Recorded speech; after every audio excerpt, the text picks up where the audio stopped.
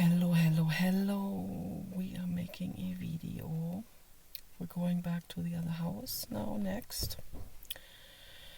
But I wanted to make a video and talk about that story that Jiddu Krishnamurti was telling David Bohm and David Shainberg at Brockwood Park, England, at the school he founded.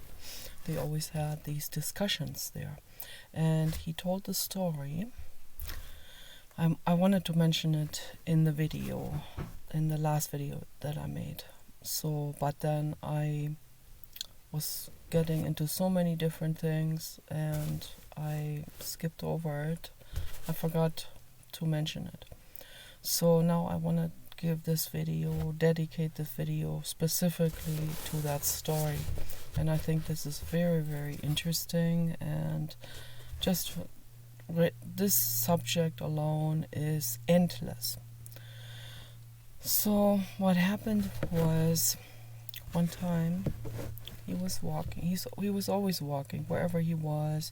He had many different schools and different places where he would be staying, schools that he founded in India, in Ojai, California, Brockwood Park, England, Switzerland, different places where he would give lectures and talks and discussions, and where they had a room for him where he could stay. I just want to mention right up front, because I heard these accusations from haters. He has haters too, yes, believe it or not, that they were complaining that he always bought these expensive clothes and had expensive cars and stuff like this. No, he did not have 100 Rolls Royce. No, he did not.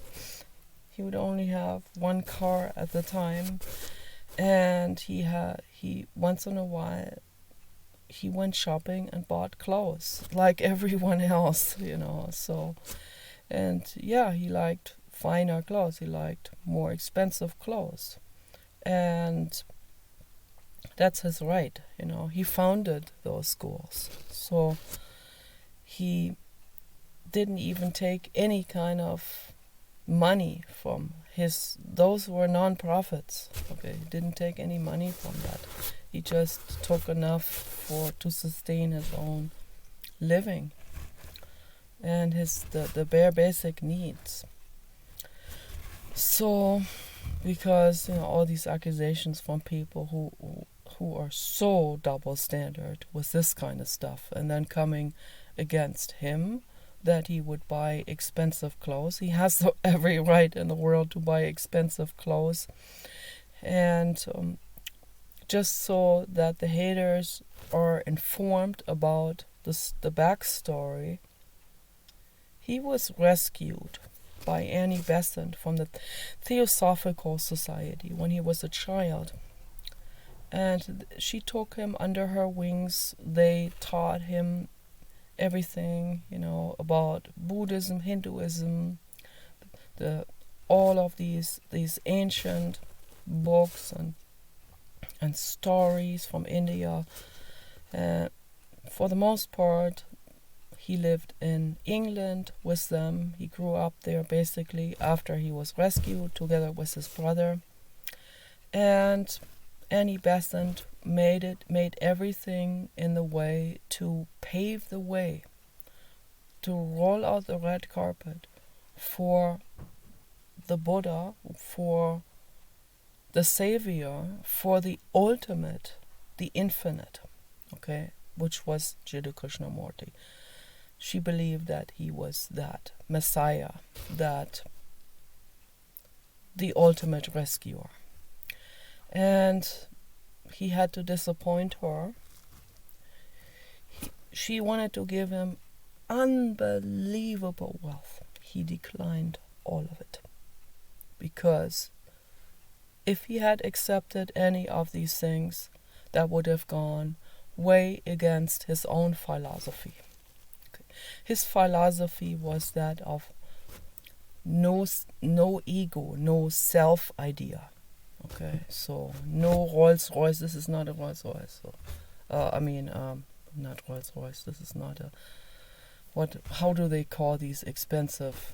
I don't even know how they call them. Rolex. Okay, no, this is a Casio, very simple Casio. So there are people that claim to be all kinds of gurus, including Jesus, and they take people's Rolexes and Rolls Royces, and yes, there's my baby dog, yes. But Jiddu Krishnamurti is definitely not one of those. The message was very clear: dissolve the ego and be a normal person, a natural person. The natural person, that is you, okay? That is not defined by your Rolex or Rolls Royce or whatever you have. Okay? Most people define themselves by that what they have. And then when they have burglaries or something like this and they lose that stuff, they feel like they fall into an abyss.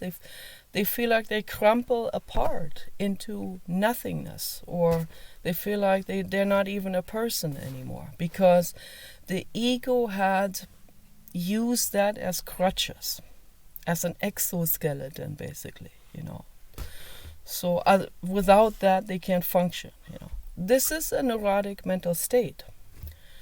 We are a natural person, okay, without any kind of possessions or titles or accumulations or hoarding of material or storage units that so many people have, or cars, or there's one guy, he has like 50 expensive race cars in LA.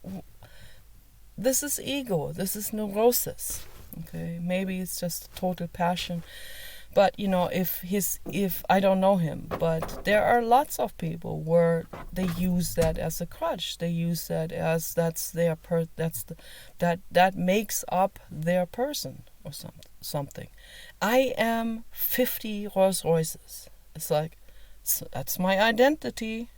No, it's not. Okay, you are the natural person without any of that stuff. You can have that, but that doesn't make up your personality. That doesn't make up who you are. Okay, you are that what you are. The natural person. Okay, humble. Okay, the natural person is humble.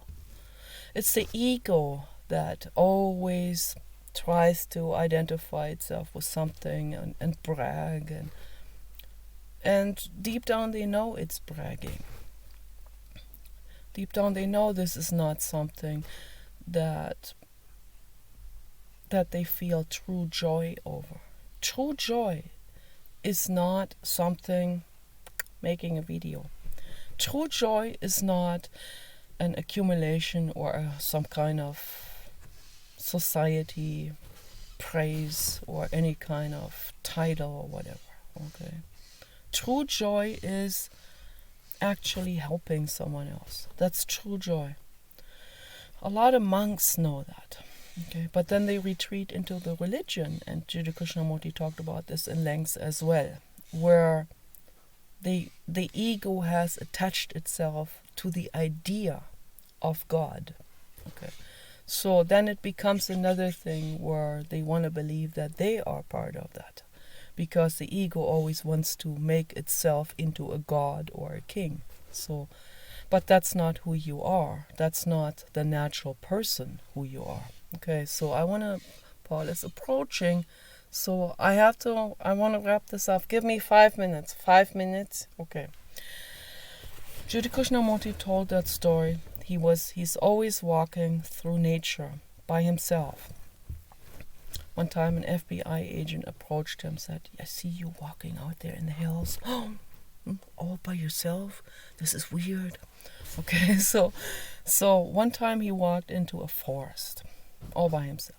and he could sense that it was all empty, nobody there, not even trash there, but he could sense that there have been people before him.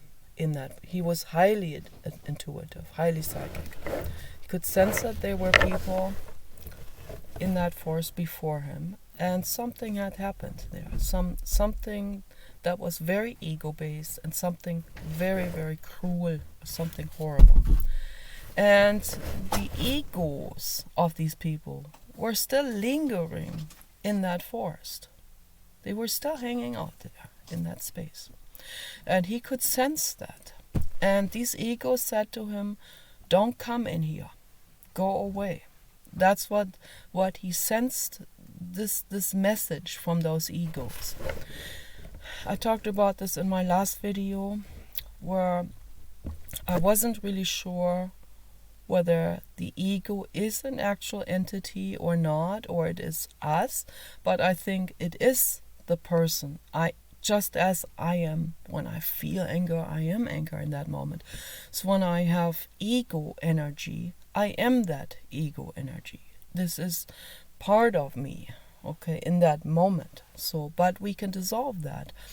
We can heal that, okay? And I thought that's very, very fascinating, that he would walk into a forest, some deeper into a forest, and suddenly he could sense that there were people there before him, and he could sense the ego energies. So entities in that sense, that is, but they're entities, but these entities are those people. These people are, in that moment in time, those entities. I'll talk about this more in length, because I think this is extremely important, an extremely important subject to talk about. Extremely revealing and important for us to become consciously aware about. Okay, so he's gonna wrap this up now. I'm wrapping this up now. I'm wrapping it up. So, yeah, he does not want to be shown. Okay. So, and I have that intuition as well when I go to a place where there's nobody around. I can sense whether there was someone there before us. And one time we were about to buy an old church. We almost did. And we should have, because that place really wanted to be cleansed, that building. And I could have helped that building cleanse. I helped 2 houses cleanse, this one and the other one that we're going to now. So I freed the entities from both places, and they were entities in both places. And I helped them to cleanse themselves and to come down to earth, basically, to come to their senses. And that was not easy, because this is not something like I, as some kind of energy healer or therapist, go in there and I am up here and they are up down there, or I am like completely pure and healed, and I have to have some sort of healing that I had already been doing on myself in order to get to that state to help others. But when I help others, the moment I help others, I am not above anyone. I go through this stuff with them together. Okay. And Jiddu Krishnamurti knows that, of course, and so he said, we're going through this together. Okay, we're exploring, we're finding out about ourselves, about what. There's a Stellar J on the table now. That's so nice. They're so curious. They always check everything out. This is so interesting for him. This table there with all that stuff, the shovel and stuff. I love that. I love all the birds. The other day I saw a dead Stellar J. I had to throw him over the fence so that the baby dog doesn't get him. I was wondering what happened to that stellar jay. That stellar jay looked still young, and I wonder if someone shot the stellar jay. There's so many hunters around here, and they're not in the mental state of non-duality. They are in a state of division and duality. They are in a state of killing, and that is not a state of a pure mental state. Okay, some people will say, yeah, but they're animals that hunt too. They're also, but they're hunting. They're doing this. This is their food intake. But they're also not in a total mental state of non-duality, of course. So people always say in the animal world everything is so balanced and so well. No, it's not. Of course, we are animals. We come from animals. We come from monkeys. We are apes. Okay, different type of monkeys that are here now, but they're common ancestors of the ones that are here now. We have common ancestors that are not that way back in time with the chimpanzees. Okay, so those are our closest relatives in terms of different species. Okay, we share like 99.8 or something percent with chimpanzees. That's a lot. And when you watch chimpanzees, they're not well, most of them. Okay, most of them are beginner souls. Okay, just like humans, they go to war with each other. Once in a while, there will be an elder or someone who is above war and division and violence. Once in a while. Okay. I think that Bubbles, the chimpanzee from Michael Jackson, is one of the good ones, one of the more advanced ones, and he is so infinitely sad. Okay. So sad. He doesn't have freedom. But I researched this now in depth a couple of years ago, and I found out that the lady who is taking care of him and other chimpanzees is doing a very good job, but still, it's not nature. They don't have vast space to roam around and explore, which they should do and they need. They have a large brain that wants to explore and learn. They're very close to us. Okay, so the ego is something that occurs in other animals as well. Okay, and that ego needs to be healed. It wants this situation begs for healing. Okay, and I believe that we can do it, but it takes a lot of mental quietness and introspection to do that. Okay, you guys take care. Bye bye.